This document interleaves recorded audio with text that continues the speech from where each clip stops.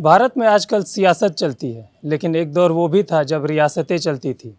रियासतें ही तय करती थी कि सियासत की दिशा क्या होगी, दशा क्या होगी। वक्त बदला, रियासतें कमज़ोर हो गईं, सियासत मजबूत हो गई। लेकिन आज जिस शख्सियत के पास हम पहुँचे हैं चलते चलते, वो उनके पास रियासत भी है और सियासत भी है। रियासत अब नाम की है, लेकिन सियासत बड़े काम की है। नाम है मयंकेश्वर शरण सिंह, यूपी सरकार में मंत्री हैं, लेकिन एक दूसरी पहचान भी है, तिलोई के राजा। सर, बहुत बहुत स्वागत है आपका। पहला सवाल तो यही है कि सियासत की जिम्मेदारी ज़्यादा मुश्किल है या फिर रियासत की? देखिए, सब अपने अपने काम हैं और मुझे लगता है कि सियासत में भी रियासत है और रियासत में भी सियासत है। अब इन सबका समन्वय बना के चलना पड़ता है। अच्छा, राजा रानी की कहानियाँ तो सबको अच्छी लगती है। रजवाड़े नहीं रहे, लेकिन राजा तो आज भी आपको कहा जाता है। अब भी वो परंपराएं निभाते हैं, राज तिलक वगैरह होता देखिए, है। अब पैतृक पैदा जहाँ पे हो गया, ये तो किसी के हाथ में होता नहीं है। और इसको मैं अपना सौभाग्य मानता हूँ कि मैं क्षत्रिय कुल में और इस परिवार में पैदा हुआ। अब उसके आप इसको अच्छा माने या खराब माने, लेकिन जहाँ पे भी आप पैदा होइए, जनता की सेवा करिए और उनकी सेवा का लाभ आपको मिलेगा। बिल्कुल। तिलोई के राजघराने को सियासत का घराना बनाने में आपका भी बहुत बड़ा योगदान रहा। एक राजघराने को सियासत के घराने में तब्दील करने में क्या अलग करना पड़ता है सर? देखिए, अलग वैसा कुछ नहीं है। जनता से आप बहुत दिन तक आप अगर जनता से जुड़े नहीं रहेंगे तो चाहे आप जितने बड़ी रियासत के मालिक हो, लेकिन आज लोकतंत्र में फिर वो चल नहीं पाएगा। बिल्कुल। हमारे पिताजी 3 बार एमएलए रहे, राज्यसभा सदस्य रहे, कई वर्षों तक इरिगेशन कमीशन के चेयरमैन रहे और 5 बार मैं विधायक रह चुका हूँ। तो अगर जनता से जुड़ाव नहीं है तो मुझे नहीं लगता कि बहुत दिन तक राजनीति किसी भी व्यक्ति की चल पाएगी। आप नेताजी को ही ले लीजिए, आदरणीय मुलायम सिंह जी को। बिल्कुल। मुलायम सिंह जी ने जिस तरीके से सालों संघर्ष करके पार्टी को खड़ा किया, लेकिन वो संघर्ष आज समाजवादी पार्टी के राष्ट्रीय नेता में नहीं दिख रहा, इसलिए सफलता नहीं मिल रही है। करीब 4 दशक तक जो अमेठी की तिलोई सीट है, उसकी अगुवाई आपका घराना करता है, 1-2 हार को छोड़ दिया जाए तो। लेकिन जो मंत्रालय का पद मिला वो आपको 2022 में मिला। आपको नहीं लगता कि थोड़ी देर होगी? नहीं, ऐसा नहीं है। देखिए, आप अपने काम करते रहिए और प्रारब्ध में क्या लिखा है, कब क्या मिलना है, कब क्या नहीं मिलना है, ये ईश्वर के हाथ में है। और मुझे नहीं लगता कि बहुत ज़्यादा उस पर विचार करने की आवश्यकता है। आपके भाग्य में अगर है तो वो मिलेगा, जो आपके भाग्य में है वो कतई नहीं मिलेगा। बिल्कुल। आपके सियासी करियर की बात कर लेते हैं, जो उतार चढ़ाव 2 हुए। साल 2007 में आपने सपा से चुनाव लड़ा, बीएसपी की लहर थी, मायावती जी की सरकार बनी, आप चुनाव जीत गए थे।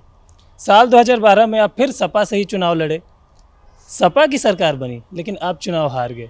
ऐसा क्या, कैसे हो गया? 2012 थोड़ा मेरे लिए बड़ा ख़राब रहा। एक तो मेरे छोटे भाई की बीमारी के कारण बहुत ख़राब स्थिति हो गई थी 2012 के चुनाव के समय। 2012 के चुनाव के समय में।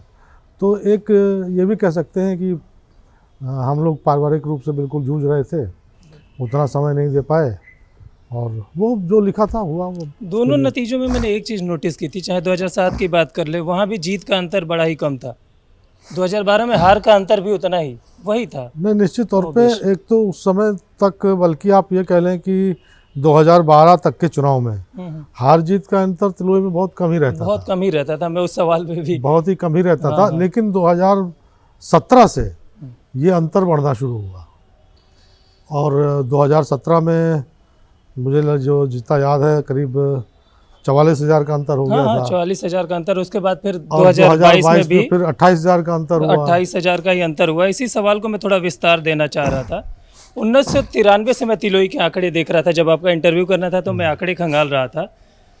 जो हार जीत का अंतर है तिलोई सीट पर 2002 से 2012 तक, ये आंकड़ा एकदम सांसें रोकने वाला है। कम अंतर, कभी 1000, कभी 500। अब 2007 में आप 500 के अंतर से जीते, 2012 में आप 2-3 हज़ार का ही अंतर था। लेकिन 17 में कौन सा आपने मैजिक कर दिया कि सीधे 40,000, 22 में ऐसा क्या कर दिया कि सीधे 30,000। अब इसका कारण बड़ा साफ है। हम्म, देखिए, तिलोई विधानसभा मुस्लिम बहुल विधानसभा है, बिल्कुल। और जब भी खिलाफत में दो मुस्लिम आ जाते हैं हम्म, तो कार्यकर्ता थोड़ा ढीला पड़ जाता है कि दो आ गए हैं, अब तो चुनाव आपस में जीत बढ़ जाएंगे। बढ़ जाएंगे। लेकिन जब एक रहता है तो कार्यकर्ता पूरी मुस्तैदी के साथ एकदम अपना चुनाव समझ के और पूरा जी जान से जुट जाता है। और लोग कहते हैं कि वोट अगर विरोधी का बढ़ जाए तो अच्छा रहता है। तिलोई विधानसभा में एक अजीब सी स्थिति है कि वहाँ पे अगर वोट ना बटे हाँ, तो ज़्यादा बेहतर है। तो ज़्यादा बेहतर है, विरोधी एक फ्रंट पे रहे तो ज़्यादा बेहतर है। ताकि जो हिंदू वोट है वो इकट्ठा हो सके। अब हिंदू वोट की बात आप ना करिए। देखिए, हाँ, एक बहुत ही साफ सा मैं आपको बता रहा हूँ, कोई एक गांव है जहाँ पे 100 घर मुस्लिम हैं और 2 घर हिंदू के हों, आप वहाँ जाके उनकी देखिए कैसी दुर्दशा होती है। और ये मेरे कहने पर ना जाइए, आप किसी भी गांव में जाके आप कहीं भी देख लेंगे आपको। और जहाँ 100 घर हिंदू हों और 2 घर मुस्लिम हों, वहाँ उनकी दशा देखिए।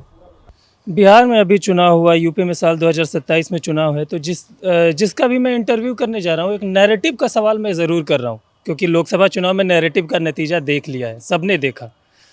एसआईआर को मुद्दा बनाया जा रहा है। सीएम योगी ने भी एक इशारा किया कि भाई विपक्ष इस पे खेल कर रहा है एसआईआर को लेकर।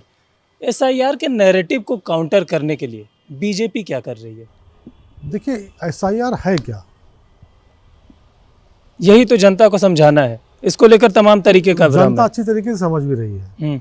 एसआईआर है जो मतदाता सूची में 2025 की मतदाता सूची में जो लोग मृतक हो गए हैं या स्थानांतरित हो गए, नहीं, जो पहले एक एक करके आते हैं ना, हाँ। जो लोग मृत हो गए हैं उनके नाम हट जाएं। बिल्कुल। इस पे क्या दिक्कत है? हम्म, जिन लोगों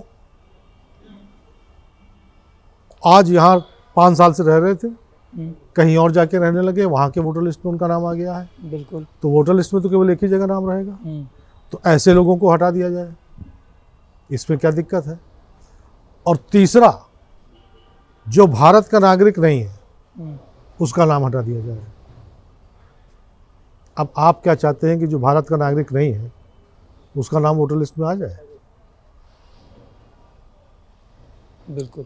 आपको लगता है कि जनता तक ये मैसेज पहुंच रहा है? मैसेज पहुंच रहा है। देखिए, आजकल यूट्यूब, मीडिया और ये सब से इतना ज़्यादा एक एक चीज़ जनता जानती है, और जनता एक सिंपल सी चीज़ ये है, मोदी और योगी भारत की जनता के दिल में बस चुके हैं। और मुझे नहीं लगता कि राहुल जी या अखिलेश जी में शब्द आप कुछ भी कह सकते हैं, दम है या ताकत है, इतनी ताकत नहीं है कि वो मोदी और योगी को भारतीयों के दिल से निकाल पाए। आपने सोशल मीडिया का जिक्र किया, उसी प्लेटफॉर्म से दुष्प्रचार भी तो किया जा रहा है। कांग्रेस के सांसद हैं इमरान मसूद, उन्होंने कहा कि मैं दुष्प्रचार नहीं कह सकता, उनकी राय है कि दलितों और अल्पसंख्यकों का वोट काटा जा रहा है एसआईआर के जरिए। और अब हाँ, लगभग 18,000 के करीब मतदाता हमारे यहाँ, तिलोई की बात मैं कर रहा हूँ, स्थानांतरित हुए हैं। 12,000 कुछ संख्या है जिनकी मृत्यु हुई है, और 13,000 कुछ संख्या है जो डुप्लीकेट थे। तो ये मान के चलिए करीब 50,000 की लमसम बता रहा हूँ मैं, लगभग 45 से 50,000 के बीच में नाम कटेंगे। और जो लोग फॉर्म नहीं भर रहे हैं, ऐसे अभी मेरे ख्याल से करीब 18% लोग बचे हैं। तो ये 18% लोग कौन हैं? वो फॉर्म क्यों नहीं भर रहे हैं? हो सकता है वो दूसरी जगह पे रह रहे हो, या ऐसी भी कई वजह बताई जा रही हैं कि वो बाहर के लोग हैं, नहीं आ पा रहे हैं अपने लोकल जगह पे। अब आप अगर मुस्लिम हैं तो क्या आपके ऊपर भारत का कानून नहीं लगना चाहिए? कानून क्या कहता है? कानून कहता है कि अगर आप 2 जगह के मतदाता हैं तो आपको नोटिस दी जाएगी। बिल्कुल। नोटिस देने के बाद आप अगर सही जवाब नहीं दे रहे हैं तो आपको 1 साल की सज़ा हो सकती है।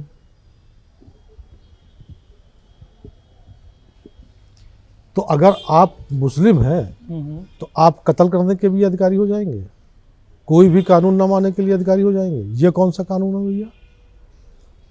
आप मुस्लिम का आपने जिक्र किया तो एक एमओआई समीकरण मुझे याद आ गया। अखिलेश यादव अब तक यूपी की सियासत में समाजवादी पार्टी की जो विचारधारा रही, या फिर कह सकते हैं कि वोट बैंक का जरिया रहा है, वो अब तक एमओआई समीकरण का रहा है, चाहे उनके पिताजी की बात कर ले या फिर अब अखिलेश यादव जी की।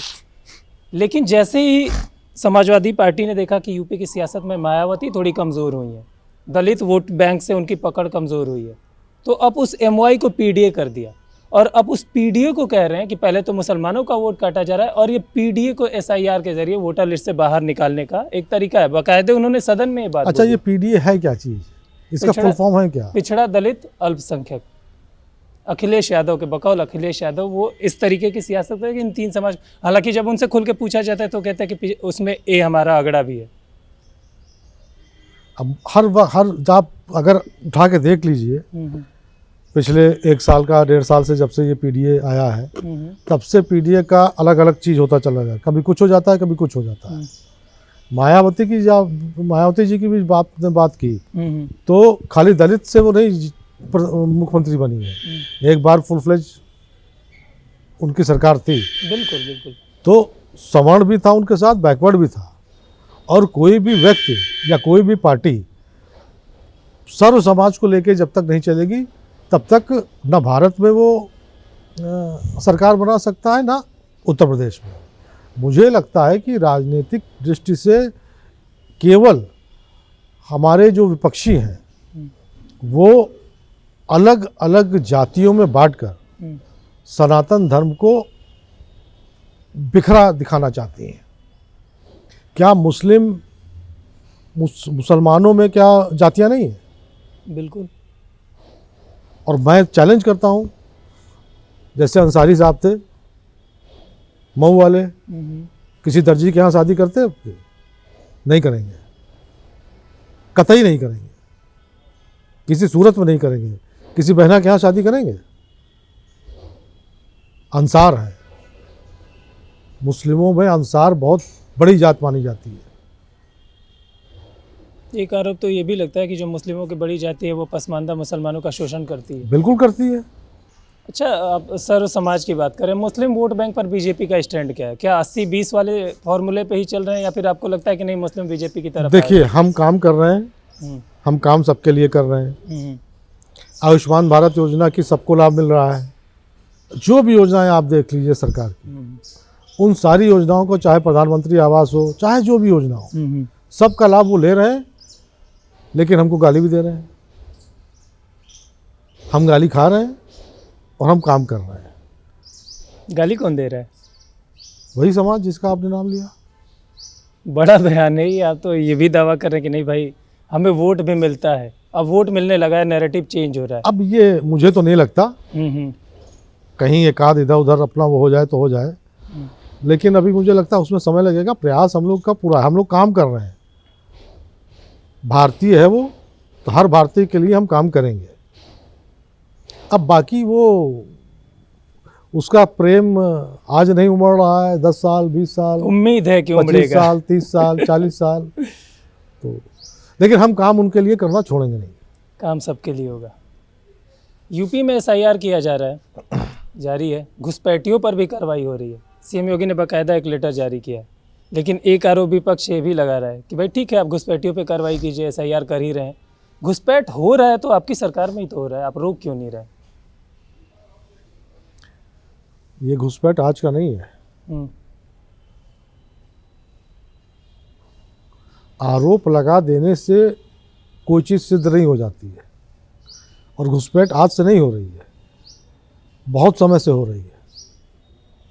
अब हम लोग ने शुरू किया है। अब दिक्कत क्या है, आप कोई आज की तारीख में कोई स्कीम आप लागू कीजिए, कहने लगे तो चुनाव के लिए किया है। अरे भाई, भारत में कहीं ना कहीं चुनाव होबे करेगा, हर साल होगा। बिहार में महिलाओं वाला स्कीम बहुत। अब 26 में आप देखिए, अभी 4-5 राज्यों में चुनाव है, 27 में फिर 5 राज्यों में चुनाव है। तो अब उसके लिए क्या किया जाए? और विपक्ष आरोप लगाता रहे। मोदी जी कब से 2002 से गाली खा रहे हैं, तो जो जितना तपेगा उतना आगे बढ़ेगा। कीचड़ में ही कमल खिलता है, आप लोग कहते भी हैं। काम करने में देखिए जिस प्रकार से पिछले 11 साढ़े 11 वर्षों में और जिस प्रकार से 8.5 वर्षों में 9 वर्ष लगभग पूरे होने जा रहे हैं, उत्तर प्रदेश का जिस तरह से कायाकल्प हुआ है, एक बीमारू राज से आज हम रेवेन्यू सरप्लस राज बन गए हैं, तो ये अपने आप में बड़ी भारी बात है। आप जितने प्रदेश हैं, कोई प्रदेश ये कह रहा है कि हम $1 ट्रिलियन बनने की ओर अग्रसर हैं और 2047 तक हम $6 ट्रिलियन की इकॉनमी बन जाएंगे। उत्तर प्रदेश कर रहा है और उस पर काम कर रहा है। बिल्कुल। आज अगर इकॉनमी में आप देखें, हम दूसरे नंबर पे हैं, महाराष्ट्र हमसे आगे है, लेकिन जिस तेज़ी के साथ उत्तर प्रदेश बढ़ रहा है, मुझे पूरी संभावना लग रही है कि हम लोग महाराष्ट्र से पहले $1 ट्रिलियन की इकॉनमी हो जाएंगे। अच्छा, एक बात बताइए, 2024 में जब चुनाव हुए, नतीजे है सरकार बीजेपी की बन गई, लेकिन यूपी के जो नतीजे रहे वो चौंकाने वाले रहे। बीजेपी के लिए अच्छे तो नहीं कहे जाएंगे, लेकिन उसके बाद जो उपचुनाव हुआ उसमें बीजेपी ने बम्पर जीत हासिल की। कुंदरकी में जीतना बहुत बड़ी बात थी। यहाँ पे प्रेस्टीज की बात हो गई थी अयोध्या के मिल्कीपुर सीट पे, लेकिन अब अखिलेश यादव कह रहे हैं कि जितनी भी उपचुनाव पे बीजेपी सीटें जीती है, 2027 में एक भी सीट नहीं जीतेगी। खुला चैलेंज। अब आप मिल्कीपुर का आपने नाम लिया, मैं मिल्कीपुर में ही करीब 6 महीने रहा और मेरी विधानसभा से बिल्कुल सटी विधानसभा भी है। अब कहते हैं कि बूथ लूट लिया, फलाना कर लिया, धमाका कर लिया, ये सब आरोप लगते हैं। अच्छा, हमको ये बताइए, अगर बूथ लूट लिया हमने, तो जितना वोट आपको आम चुनाव में मिला था उतने वोट आपको इसमें कैसे मिल गया? जितना वोट समाजवादी पार्टी को आम चुनाव में मिला था उतना ही वोट इसमें मिल गया उपचुनाव में। तो अगर हम लूट लिए होते तो वोट कम होना चाहिए था आपका, कम कैसे नहीं हुआ? हमारा वोट बढ़ा और हमको जितना वोट मिला था उससे 40,000 वोट ज़्यादा मिल गया। एक चीज़ और आप लोग कहते हैं कि जनता को भी महसूस हुआ कि हमसे गलती हो गई है। निश्चित तौर पे जनता को भी महसूस हुआ गलती हुई। और देखिए, जो आप 2024 का लोकसभा का चुनाव जो था, वो एक ये कह लीजिए कि संविधान खतरे में है, फलाना धमाका, जो एक नैरेटिव बनाया पूरे भारत में और विशेषकर उत्तर प्रदेश में, उसका नुकसान निश्चित तौर पे हुआ। और अब भली बात जनता भी जान गई है कि कहीं कुछ नहीं हो सकता है, ये जो संविधान बदलने की बात किए थे ये सब झूठ था और वो सबके सामने भी आ गया है। एक तरफ डिजिटल इंडिया की बात हो रही है, अखिलेश यादव सदन में कह रहे हैं कि जर्मनी और अमेरिका की तरह भारत में भी बैलेट पेपर पे चुनाव होना चाहिए क्योंकि चुनाव आयोग की विश्वसनीयता कम हुई है। अब अमेरिका की बात कर रहे हैं तो अमेरिका में इसके पहले वाला जो चुनाव राष्ट्रपति का हुआ था उसमें देखिए कितना हल्ला मचा था, जिसमें ट्रम्प साहब हार गए थे। कितना हल्ला मचा था दोनों तरफ से। क्या कहते हैं, जो बाइडेन, व्हाइट हाउस तक पे सब आदमी लोग चढ़ गए थे। हाँ। ट्रम्प के समर्थक व्हाइट हाउस तक पहुंच गए थे विरोध में। तो जो राष्ट्र अपने आप को कह रहा है कि हम सुपर पावर हैं, वहाँ पर जब ये हाल हो गया था तो आप फिर उसी पुरातत्व वाले में जा रहे हैं। और अभी आप कल आपने अगर बहस देखा होगा लोकसभा में, माननीय गृह मंत्री जी अमित शाह जी ने बोला, ये लाया कौन था? राजीव गांधी जी की सरकार। तो अब राजीव गांधी को आप कहते हैं कि वो कंप्यूटर के, हिंदुस्तान में कंप्यूटर के जनक है, तो या तो ये आप कहना बंद कर दीजिए कि कंप्यूटर के जनक नहीं है। मतलब ये मीठा मीठा गप और कड़वा कड़वा थू, ये दोनों चीज़ समझ में नहीं आता और ये जनता भी उसको समझ रही है। बिहार चुनाव के नतीजों की बात कर लेते हैं। बिहार चुनाव के नतीजों का यूपी से आप कोई कनेक्शन देख रहे हैं? कई लोग कह रहे हैं कि बीजेपी के लिए बूस्टर डोज का काम कर रहा है वहाँ का नतीजा। आप सहमत हैं इससे? देखिए, एक तो सबसे बड़ी चीज़ ये है कि थोड़ा सा मीडिया के लोग जो है चुनाव को ये सेमीफाइनल है, ये क्वार्टर फाइनल है, तो ये फाइनल है, ये मुझे समझ में नहीं आता है कि कब तक ये सेमीफाइनल होता रहे। बिहार चूंकि हिंदी हर- पट्टी का एक अहम राज्य है। हर चुनाव का एक अलग महत्व होता है, हर राज्य का भी एक अलग थोड़ा सा होता है। हम्म, हाँ, ये है कि बगल का राज्य है हम्म, और आप हिंदी पट्टी कह रहे हैं, हम्म, तो मुझे लगता है कि 2027 के चुनाव की शायद आप बात कर रहे हैं, हम्म, तो 2027 में बिहार जैसा ही माहौल यहाँ पे रहेगा, हम्म। इसमें कोई दो राय नहीं है। अखिलेश यादव जी कह रहे हैं कि नहीं, बिहार के चुनाव अलग है, यूपी का चुनाव अलग है, यहाँ की जनता का मिजाज भी अलग है और पीडीएफ तैयार है। देखिए, मैं भविष्यवक्ता तो नहीं हूँ, हाँ, लेकिन मैं एक भविष्यवाणी कर दे रहा हूँ। हाँ। 2027 का चुनाव ये समाजवादी पार्टी का आखिरी चुनाव होगा। आपके डिप्टी सीएम है केशव प्रसाद मौर्य जी, वो कहते हैं समाजवादी पार्टी 2027 में समाप्तवादी पार्टी बन जाएगी। आप भी कुछ वैसा ही कह रहे हैं? अब नहीं, समाप्त मतलब ये आप कह सकते हैं कि कुछ टुकड़े हुए, कोई आधार यहाँ नहीं रह गिरा, जाए। कोई वहाँ गिरा, और एक कोई छोटा सा कोई एक वो। आप इतना बड़ा स्टेटमेंट दे रहे हैं, 30 साल से, करीब 3-4 दशक से आप सियासत में हैं, कोई तो एक वजह होगी, आपको बताना पड़ेगा कि क्या, किस वजह से आप ये कह रहे हैं। कुछ आकलन देखिए, किया होगा। राजनीति में एक फेज आता है और आपका वोटर या आपका कार्यकर्ता भी हम्म, आपको वो फेज देता है। हम्म, उस फेज में अगर आप फिट नहीं हो पाएंगे हम्म। तो आपका वोटर और आपका कार्यकर्ता ही आपको छोड़ के चला जाएगा। अखिलेश यादव जी को बड़ा गुमान है एक चीज़ पे, कि जो उनका कोर वोटर है, यादव वोटर, वो किसी भी कंडीशन में उनसे खिसकने वाला तो नहीं है। 27 के चुनाव के बाद खिसका मिलेगा आपको, ये दावा है आपका? बिल्कुल निश्चित तौर पे। अच्छा, एक वाकया मैंने कहीं पढ़ा था, 16 दिसंबर 1993 कल्याण सिंह जी की गिरफ्तारी होती है और विधानसभा में बहस हो रही थी। आपने बड़ा क्रांतिकारी रूप धारण कर लिया था, क्या था वो? अब एक बलिया से माननीय विधायक जी थे, मंत्री भी थे, तो अब वो नहीं है। हाँ, तो उन्होंने वेल में हम लोग नारेबाजी कर रहे थे, कल्याण सिंह जी को बिना वजह गिरफ्तार कर लिया गया था उनकी गिरफ्तारी के विरोध में। तो उन्होंने एक जूता फेंका वेल पे। अच्छा। फिर वो वेल से जूता वापस गया, उसी पे शुरू हो गया।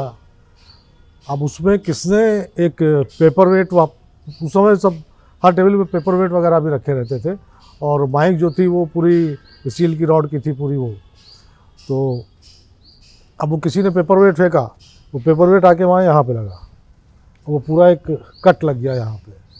अब उससे खून भी गिरने लगा। फिर उसके बाद फिर उसी रॉड से अपना मार शुरू हो गई। अच्छा, आपको कट भी लग गया था? हाँ, ये इसी जगह पे यहाँ पे। तो वो पूरा जो है ब्लड, पूरा जो अखबारों में भी जो निकला, तो वो पूरा ब्लड पूरा बहता हुआ। तो ये घटना थी।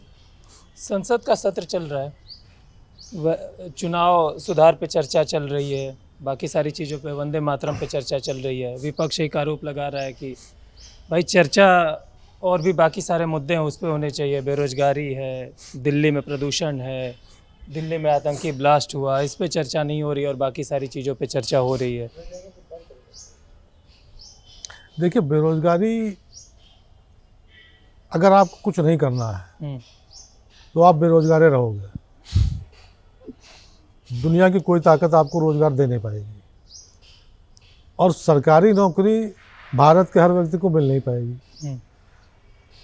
आपने देखा होगा कितने स्टार्टअप बन गए। मैं मानता हूँ कि हाँ, कुछ उसमें एक आध जो है सफल नहीं भी हो पाए, लेकिन करोड़ों की संख्या में पूरे भारत में स्टार्टअप जो है वो आगे बढ़ रहे हैं, दिन पर दिन में आगे बढ़ते चले जा रहे हैं। स्वरोजगार भी एक रोजगार है। स्वरोजगार पे तो काफ़ी काम किया आपकी सरकार और ने। जिस तरीके से भारत में आप ये मुझे समझ में नहीं आता है कि अगर काम नहीं हो रहा है तो ये इकॉनमी बूस्टअप कैसे हो रही है। भाई, दुनिया के सबसे बड़ी तेजी से बढ़ती हुई इकॉनमी हम है, क्यों बने हुए हैं हम? चौथी इकोनॉमी भी बन गए। नहीं, चौथी इकॉनमी तो बन गए, लेकिन हम बढ़ रहे हैं 7.8% से, फास्टेस्ट ग्रोइंग है। तो ये क्यों हो रहा है, कैसे हो रहा है? अब आम जनता जो पढ़ी लिखी नहीं है उसकी समझ में आ रहा है, लेकिन ऑस्ट्रेलिया के पढ़े को नहीं आ रहा है, तो क्या करें हम इसमें? आपको नहीं लगता पॉल्यूशन पे चर्चा होनी चाहिए, दिल्ली ब्लास्ट पे चर्चा होनी चाहिए? दो और मुद्दे भी तो हैं। देखिए, पॉल्यूशन पे तो चर्चा होनी चाहिए, और ये केवल मैं कुछ चीज़ें जो हैं भारत में वो केवल सरकार के ऊपर मैं उसमें नहीं, मेरा व्यक्तिगत ये मानना है कि सरकार के ऊपर खाली नहीं छोड़ना चाहिए। पोल्यूशन एक ऐसी चीज़ है जिसमें हर भारतीय को लगना पड़ेगा। बिल्कुल।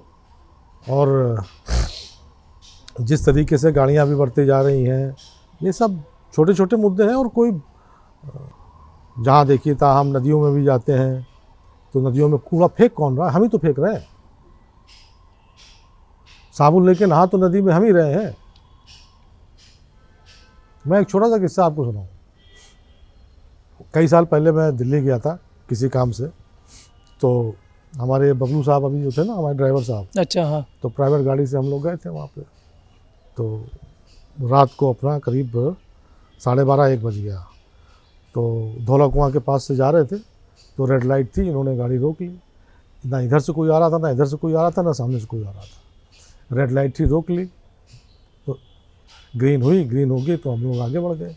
तो इस तरह से बढ़ते बढ़ते, हमारे मामा वहाँ थे, नोएडा में रहते थे उस समय, वहीं आर्मी में थे, वो पोस्टेड थे। तो नोएडा हम लोग जा रहे थे। तो जहाँ जहाँ रेड लाइट मिली, इन्होंने रात को 1:30 बजे, और पूरा ट्रैफिक बिल्कुल कुछ था नहीं, गाड़ी रोक लेते थे अपना। मैं चुपचाप बैठा रहा।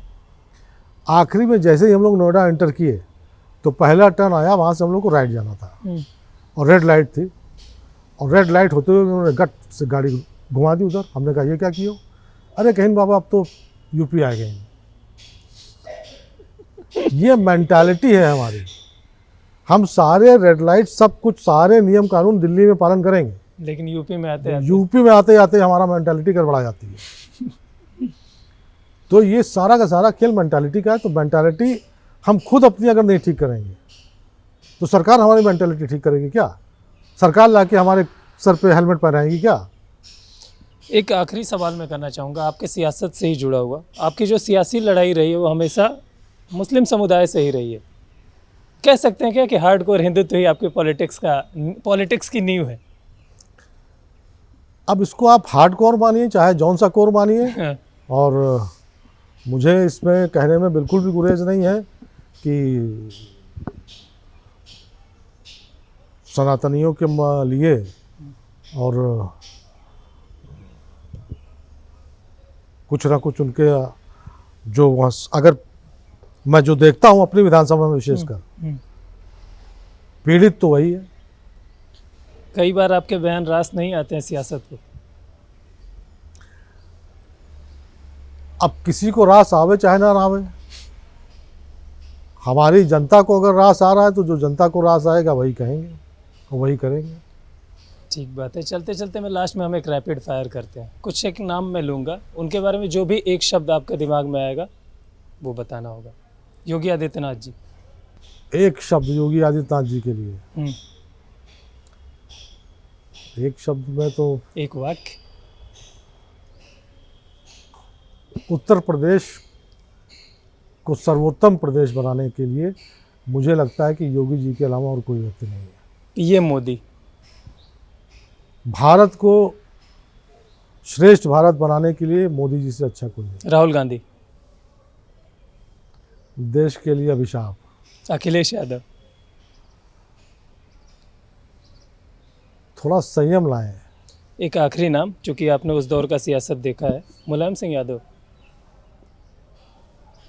मित्रों के मित्र। थैंक यू सर हमसे बात करने के लिए। धन्यवाद। तो आज चलते चलते में हमारे मेहमान थे यूपी सरकार के मंत्री मयंकेश्वर शरण सिंह जी। चलते चलते कि हमारे अगले एपिसोड में फिर किसी शख्सियत के साथ मुलाकात होगी। तब तक देखते रहिए DD UP।